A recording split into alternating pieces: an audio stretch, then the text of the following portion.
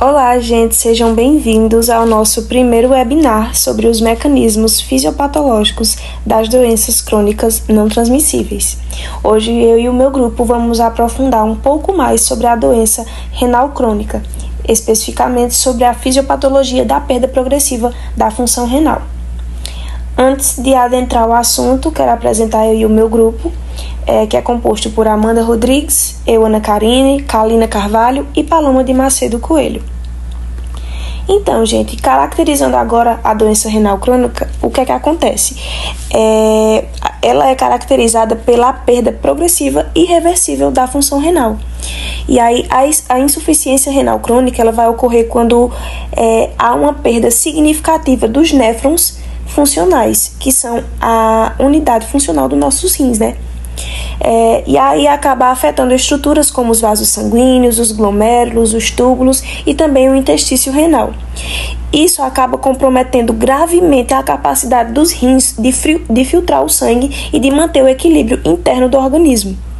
O indivíduo ele é diagnosticado com a doença renal crônica quando ele apresenta uma taxa de filtração glomerular inferior a 60 ml por minuto, ou quando existem anormalidades estruturais nos rins persistindo por mais de 3 meses, sempre com um impacto na saúde geral.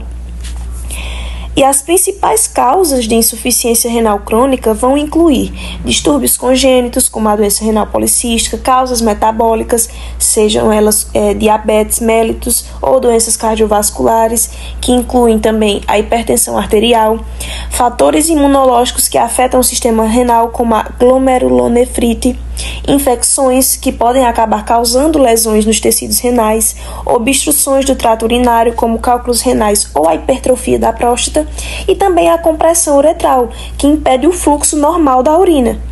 A imagem ao lado vai destacar a anatomia renal e a irrigação sanguínea dos rins, mostrando como a redução da função glomerular ela pode acabar impactando todo o sistema urinário. A doença renal crônica é um grande desafio na saúde pública, né, gente? E por isso, frequentemente, ela acaba progredindo de forma silenciosa, sendo essencial um diagnóstico que seja precoce e uma gestão adequada dos fatores de risco para que evite complicações graves, como a insuficiência renal terminal. E para que a doença renal crônica ela seja desenvolvida, tem algumas condições que podem acabar facilitando esse processo. E algumas condições que podem expor a pessoa a alguns fatores de risco. E dentre esses fatores de risco temos a hipertensão, né? Pessoas hipertensas têm uma maior tendência a desenvolver a doença renal crônica, idosos, porque conforme a idade vai avançando, a capacidade renal fica um pouco mais debilitada, diabéticos, seja do tipo 1 ou 2, independente, obesos, porque pessoas obesas tendem a ter diabetes e hipertensão, que são outros 2 fatores de risco, ou seja, meio que duplica a possibilidade da pessoa ter doença renal crônica. Outra coisa que aumenta muito a probabilidade do desenvolvimento da doença renal crônica é o histórico de doenças cardiovasculares ou renais na família. Também pessoas que fazem o uso frequente de tabaco e usuários de medicamentos nefrotóxicos sem ajustes. Para conviver com a doença renal crônica, vai exigir algumas adaptações que vão, infelizmente, impactar a rotina do paciente. E além dos impactos causados pela doença em si, o tratamento também pode causar algumas limitações, tanto físicas quanto funcionais, levando assim ao sedentarismo, o isolamento social, e a pessoa vai acabar dependendo de terceiros para funções corriqueiras, para atividades do dia a dia. Então, a qualidade de vida do paciente, querendo ou não, é afetada com a doença renal crônica e o seu tratamento. Falando agora da função dos néfrons, eles são as unidades funcionais dos rins, né? O néfron ele vai realizar 4 processos principais que vão garantir a filtração e o equilíbrio dos líquidos corporais. Vamos começar com a filtração. Então, esse processo ele vai ocorrer no glomérulo, onde o sangue é filtrado para o lúmen da cápsula de Bowman, dando origem ao filtrado glomerular. E aí, depois da filtração, nós teremos a reabsorção, que vai acontecer principalmente nos túbulos proximais e em outras partes do néfron. Nessa etapa, algumas substâncias que são úteis, como água, os íons e os nutrientes, eles são reabsorvidos do lúmen de volta para o sangue. Vai ocorrer também a secreção, que os compostos que foram filtrados no glomérulo, como os medicamentos e também os íons que acabarão ficando em excesso, eles são transportados do sangue para o lúmen do túbulo. E, por fim, a excreção, que nesse caso os produtos residuais e a água que ficaram em excesso, eles são eliminados junto com a urina, saindo do lúmen para fora do corpo. E aí esse sistema vai permitir o equilíbrio hidroeletrolítico e a remoção de resíduos do organismo. E isso acaba sendo extremamente essencial para a homeostase do nosso corpo. E aí a imagem à direita vai mostrar claramente as estruturas do néfron e como cada processo ocorre nas diferentes partes dele. E agora, dada essa explicação sobre a função dos néfrons, vamos agora para a parte das lesões nesses néfrons. Então, inicialmente, o néfron ele vai tentar se adaptar à lesão. Porém, se o dano ele for progressivo, pode haver algumas consequências graves nessa tentativa de adaptação.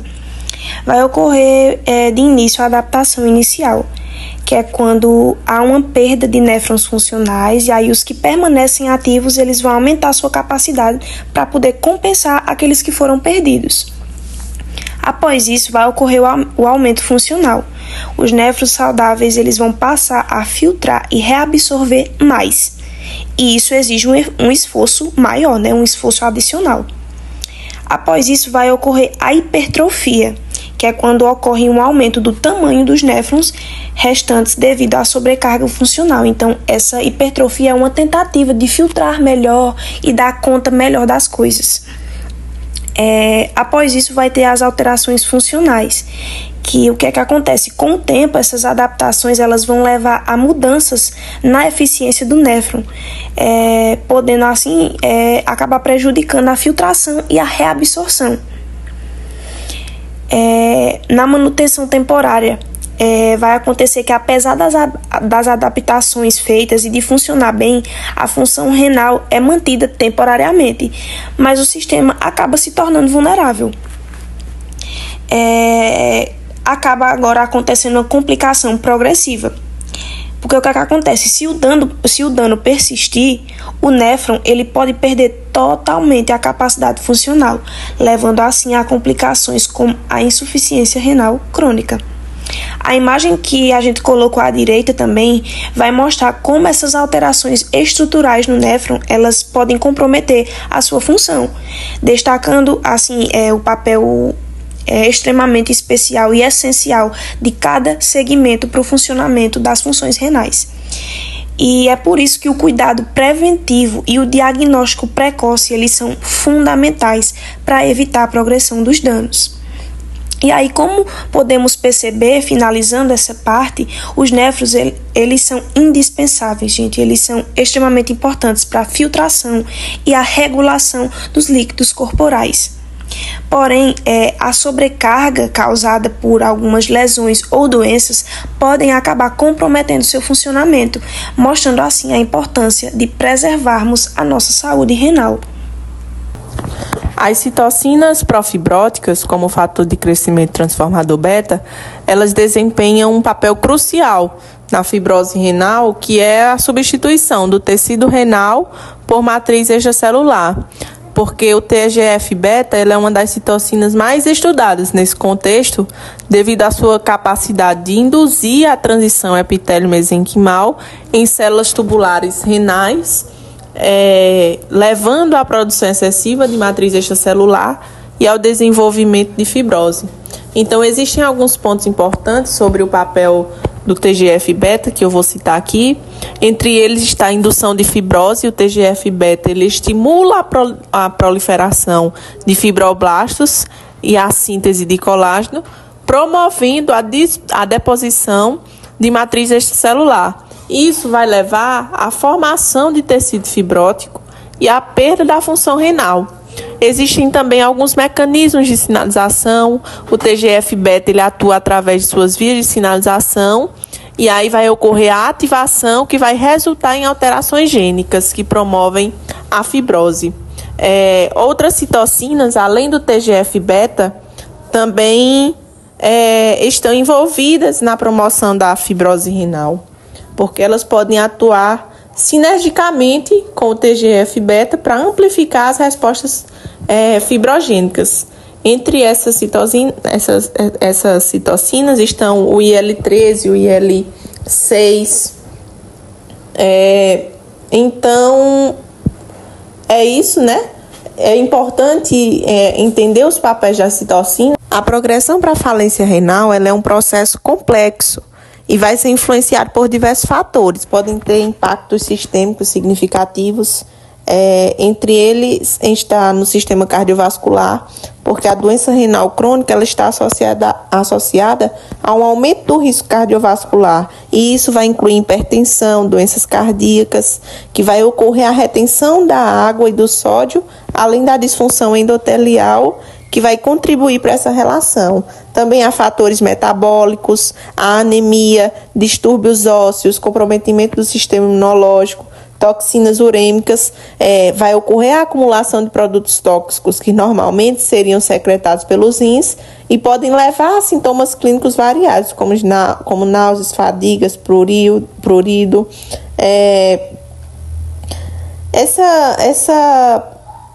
Esses fatores, né? Dentre eles estão as doenças crônicas, diabetes mellitus, hipertensão, que são as causas mais comuns da doença renal crônica.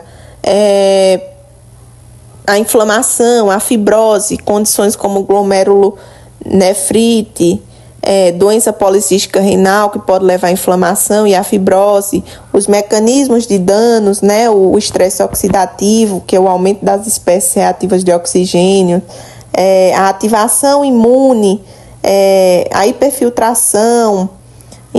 Então, nesses impactos sistêmicos, por exemplo, na anemia, a produção da eritropoetina ela é prejudicada, resultando em uma anemia que pode causar fadiga, diminuição da qualidade de vida. Nos distúrbios ósseos, por exemplo, a doença renal crônica pode causar uma doença mineral e óssea devido a desequilíbrios, né, de cálcio e fósforo e a resistência da vitamina D, que vai levar a complicações ósseas. Pode haver também um comprometimento do sistema imunológico, pacientes com falência renal que podem ter uma resposta imunológica prejudicada. Então, são diversos fatores que contribuem para esses resultados, né? A inter-relação entre a doença renal crônica e as doenças cardiovasculares ela é um aspecto importante na medicina, né? Porque cada uma pode exacerbar a outra em um ciclo vicioso. Então, entre os impactos, né, da doença renal crônica está o aumento do risco cardiovascular. Pacientes com doença renal crônica têm um risco significativo em ser maiores chances de desenvolver doenças cardiovasculares, incluindo infarto do miocárdio, acidente vascular cerebral. Isso se deve a fatores como a hipertensão, a dislipidemia, a inflamação crônica, a hipertensão arterial, por exemplo. A doença renal crônica frequentemente leva à hipertensão, devido à retenção do sódio e da água, juntamente com a ativação do sistema renina-angiotensina-aldosterona. Então, a hipertensão ela é um fator de risco significativo para a progressão da doença cardiovascular. A inflamação crônica, por exemplo. Então, doenças cardiovasculares levam a uma doença renal, né? Há uma progressão recíproca, há uma cascata de eventos. Uma doença desencadeia outro tipo de doença. Há uma remodelação cardíaca, o estresse hemodinâmico e a hipertensão provocados pela doença renal crônica, elas podem resultar em uma remodelação cardíaca, ou seja, uma mudança estrutural no coração. Então, é importante destacar, né, a prevenção e os tratamentos na progressão da doença renal crônica. Entre eles está o controle de comorbidades, estilo de vida saudável, manter uma prática de exercício regulada, né? Um monitoramento clínico, ir sempre a um nefrologista, ao especialista, ao médico para manter o acompanhamento, exames, tudo isso para evitar problemas futuros. Então, devem ter uma atenção maior, né?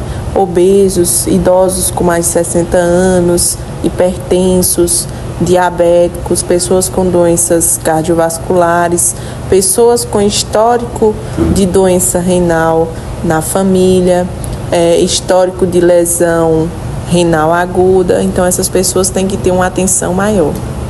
Então, aqui estão nossas referências, espero que tenham se sentido contemplados e eu agradeço em nome de todo o grupo. Muito obrigada pela atenção.